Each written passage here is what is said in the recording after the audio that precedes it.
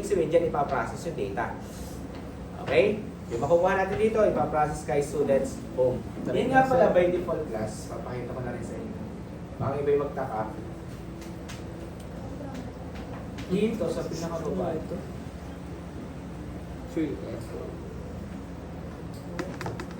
Dito class ay ang default, ang sadyang original name nito ay htaccess.example.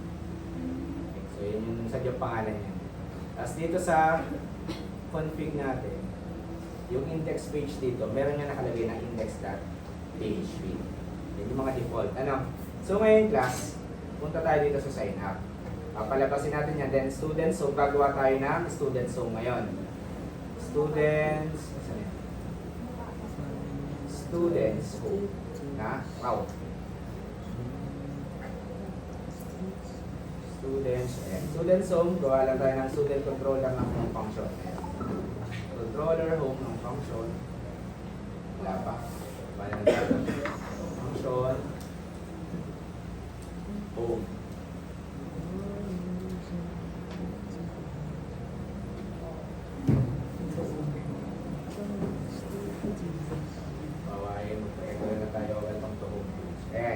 So, ang gawin lang natin ngayon, for the sake of example lang, kapag sinubmit daw natin yung button, magpupunta si sign up kay home.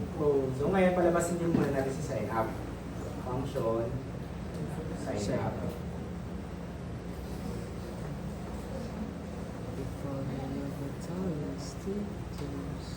Is call view, yung sign up natin, ayan. So, yung ating ginawang view file. Then, route natin. Okay, meron na tayong sign up. Paksasan na natin yung si sign up. Ayan. So, meron tayong, ano, so sabi ko sa inyo, pagka in-access, tawag dito, pinindot natin yung button, pupunta sa welcome to the Ayan. homepage. Okay? So dito class, mapapansin nyo din, ang ating ginamit sa student home ay post na. Bakit yan ay post? Punta tayo sa sign up, yan nila dito. Pupunta daw siya kay students home na ang gamit na method ay post. Kaya doon sa route natin class, gagawin natin si student home na post. Kasi pag yan, hindi yan makikita. Okay, again, sinabit natin using post, kaya doon sa route, ayun, ang gagawin nyo ay router post. Okay, pero pupunta na natin dito ngayon. Tama. So pansin nyo class, meron tayo makikreate or makikita dyan index.php. Kapag hindi nyo kinonfigure yung Lavalas, sa bawat links na gagawin nyo, may index.php. Kasi by default, ang ating front controller ay index page. Di ba ang landing page natin ay index? So lahat ng request ay kay index dadaan. Kaya ibig sabihin, pagdaan niya dito kay index, saka pa lang hindi siya gagawa ng route na tinatawag. Kaya nga doon sa flowchart, flowchart natin, sa Lavalas framework, makikita niyo doon na ang unang-una nadadaanan ay si index. Okay, kaya yun lagi may index. Sir, pwede po bang alisin niya kasi pangit din naman lagi may index dyan, ano? So, gusto natin yung route na talaga. Example, localhost 3000/ yung ano. So, ito na may gagana kasi kahit wala yan. Kapag tayo naka-development server. Ayan. Sorry. Students. Ay, hindi nga pala ito galing sa get. So, yan class. Kahit wala yan, halimbawa, pagta na lang natin.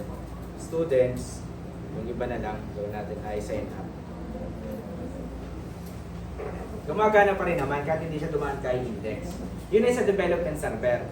Pero kung kayo mag-host na class, i-host nyo na yung class, at gusto nyo paganahin yan na wala yung index, ang una nyo class gagawin ay, punta kayo ng config.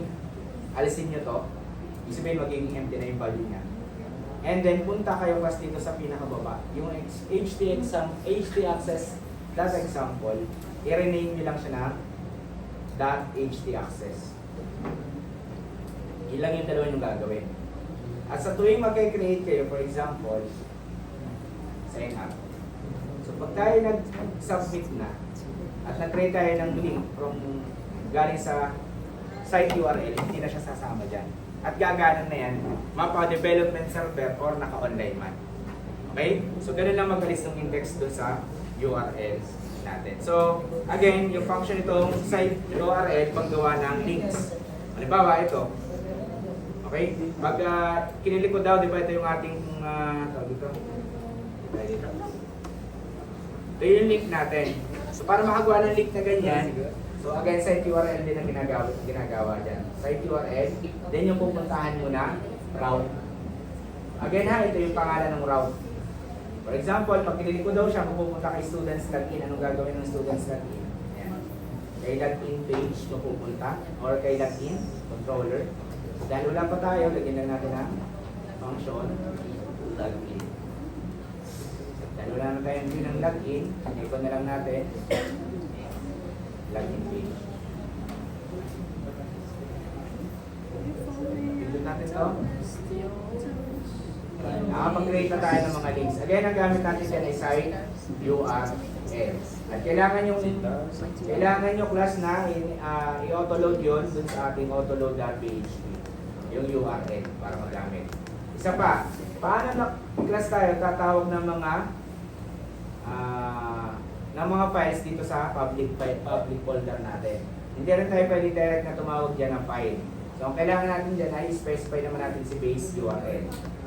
Okay? Yung base URL na yan, class, ay function din sa URL. Magkasama yan sa URL at base. Ibig sabihin nito, class, yung base URL, kinukuha niyang value class ay nandun sa config base URL. So, dapat class yung ilalagay nyo na ng laman. Anong ilalagay? Kung saan nyo niraran yung inyong program. For example, yan, localhost for 3,000. So, yun ang ilalagay nyo. Kung yan ay for 4,000, din yun ang ilalagay nyo. Kung yan naman ay nakahost na, halimbawa ay magnolia.com, so lalagay nyo din ay yung magnolia.com. Basta kompleto yan, HTTPS or HTTP and may forward slash. Kailangan yan, ano? Para magamit nyo yung base URL. Magnolia.com. Yan. So base URL, ibig sabihin ng katumbas nito class ay yung HTTPS, HTTP localhost port 3000 forward slash and then sa kanya access yung public styles.css. So ma-access na natin yung styles.css. For example, palitan natin ang kulay. Gawin natin ay save lang natin. Ngayon, punta ulit tayo dun sa reload lang natin. Okay. Ganon din class sa images. Alba, may JavaScript kayo dyan, may images kayo dyan. Base URL lang ang pangkuha. Ayun. Then, pangalan ng folder. Public style. So, pwede nyo pang ilagay sa folder yan. Basta ito ha, mahalaga. Hindi kasi kayo pwede tumawag yan ng direct. May naka-save na yan. So, makikita nyo class dito, base URL. Pag yan class yung ating chinek, yung view source code. HTTP times 3000. So, kung ano yung value ng base URL sa config, yun ang magiging value niya. Kaya class, pag yan yung aking pinuksan, makukuha ko yung kung hindi nyo yung lalagyan kasi class, halimbawa yung config, hindi nyo nilagyan ng laman.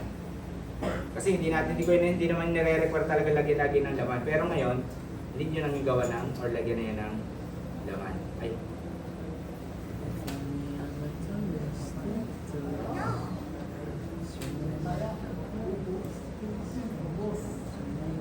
Hindi natin lalagyan. Gusto natin save.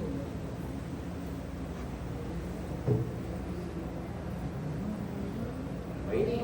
Connect natin class yung source code niyan. Ano lang siya? Hindi niya nakuha yung pinaka-URL. Pag in-access natin yan, not-bound yan. Wala. Okay? So kaya mahalaga class, iseset niya yung base URL sa configuration. So ngayon, ito na yung last. Set na natin. Di ba napapapunta na natin kay doon natin? Napapapunta natin kay home. So ngayon, ang tanong, paano natin gagamitin or paano natin kukuhanin kay home yung mga in-input natin dito? So tandaan nyo pa naman siguro yung post yung pagkuha. So sa home, punta lang tayo dun sa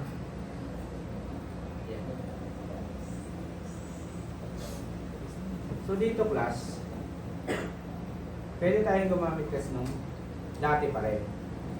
Post. Then, ano yung mga laman nun?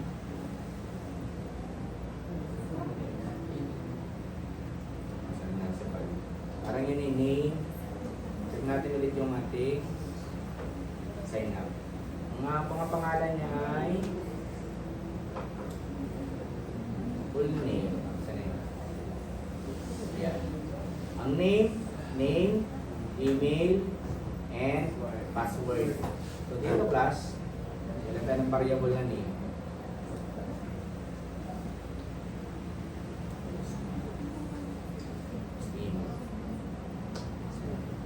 For example, yung dalawa na lang kunin natin. Yung email at saka mail. Okay, so ito ibig sabihin, pag walang laman, empty lang ilalagay natin or hindi nag-exist. Ganun lang ibig sabihin ito, ano?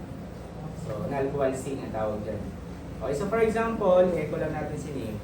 Echo. Yan. Welcome name, your email is email. Try natin ngayon. Welcome A, your email is A at A.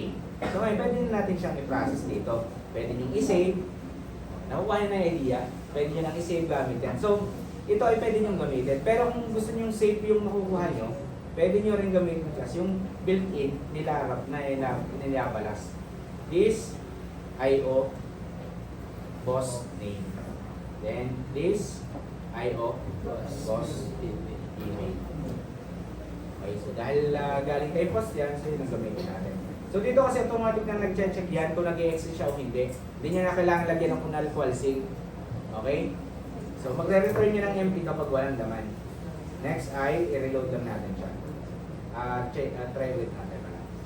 Okay? Same lang na magiging output. So ito na yung gamitin ninyo.